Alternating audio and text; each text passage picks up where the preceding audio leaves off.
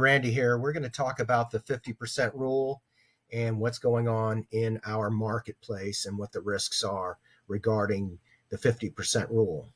The 50% rule is a FEMA rule regarding homes that have been impacted in a disaster zone, particularly flood zones.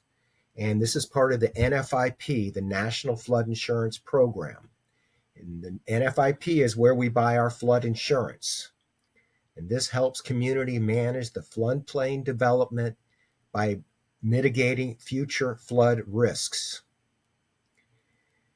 We are very impacted by this 50% rule because we have so much coastline that is in the flood zone.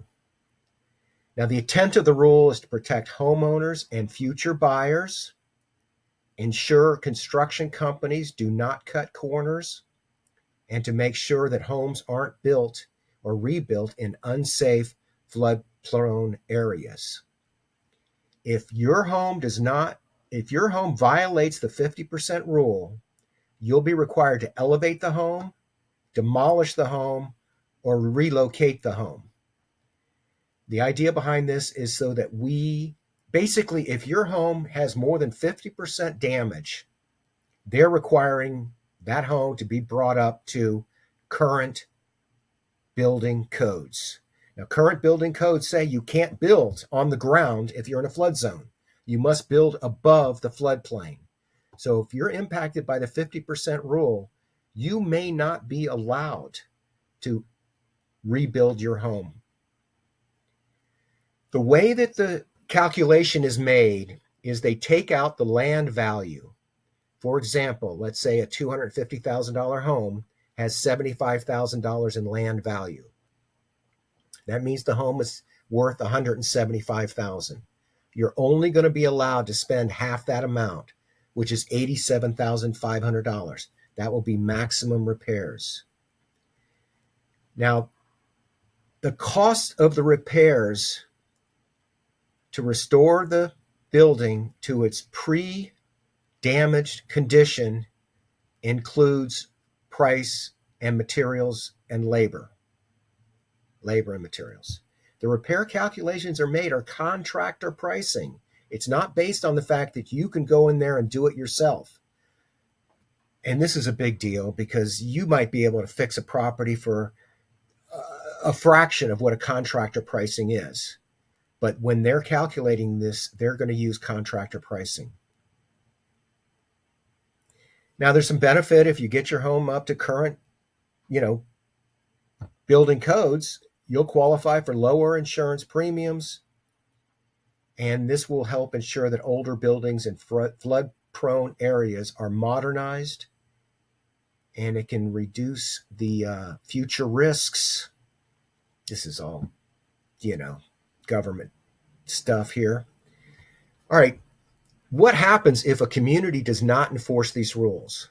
Right now, FEMA is reimbursing all of these communities for debris pickup in Pinellas County, where they had massive amounts of sand that came inshore.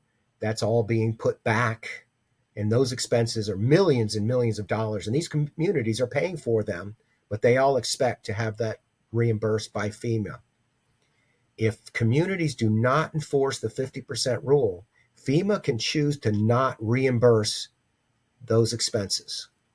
Further, if FEMA becomes aware that a community is violating these rules, and the insurance industry will be made aware, and the rates for that community will go up, or the NFIP for flood insurance may elect to not insure that community if that community allows homeowners to violate the 50% rule. Now, in Madeira Beach, they're sending out inspectors, and inspectors are doing walkthroughs of these homes. And according to an article that I'm going to share with you in a moment, these city officials will be emailing an email to the homeowner with a letter called the Substantial Damage Determination Report or letter. The letter will tell the homeowner what they think the value of the structure is and what they think the amount of damage was. And if the amount of damage is greater than 50%, that homeowner's either going to have to tear the house down, raise the house, or move the house. And let's just put it frankly, the numbers do not work for raising a house or moving a house. You're not moving, some on the ground block structure. There's nowhere to put it. And now you can appeal this and you can get a private appraisal. But what you can't do is violate this without, you could theoretically make the repairs and they could theoretically come in there and still condemn your home. Now look at this article. This is the city of Madeira Beach holds packed town hall on FEMA's 50% rule. I wanted to record it onto this video, but it won't let me do it. But hopefully I won't get in trouble for just showing you the picture of the article. Go onto Yahoo and Google City of Madeira Beach holds packed town hall on FEMA regulations, and you can hear the article. You can get an idea of more content regarding the implications of the 50% rule.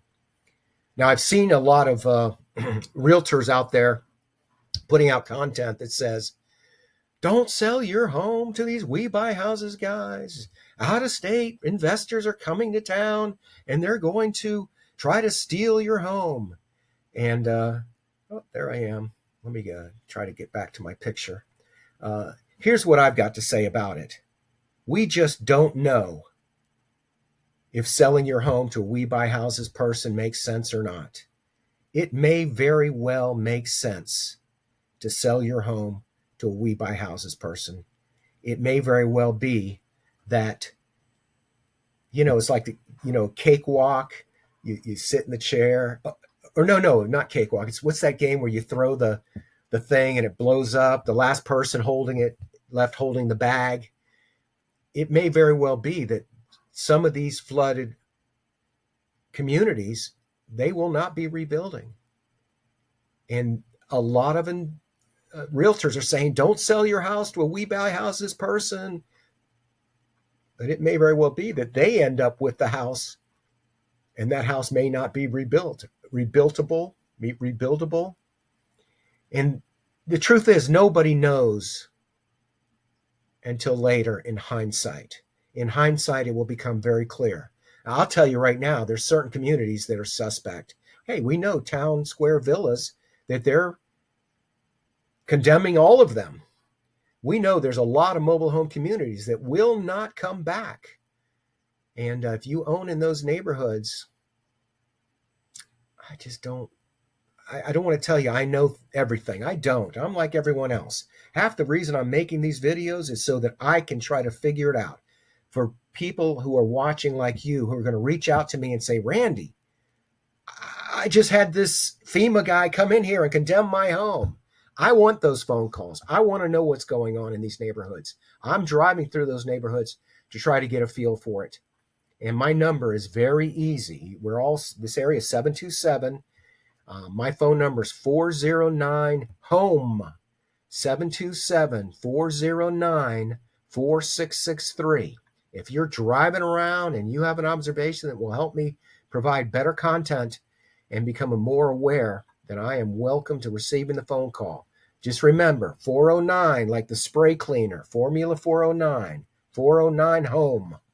Reach out. If you have any questions, comments, appreciate the opportunity to be of service. Have a great day.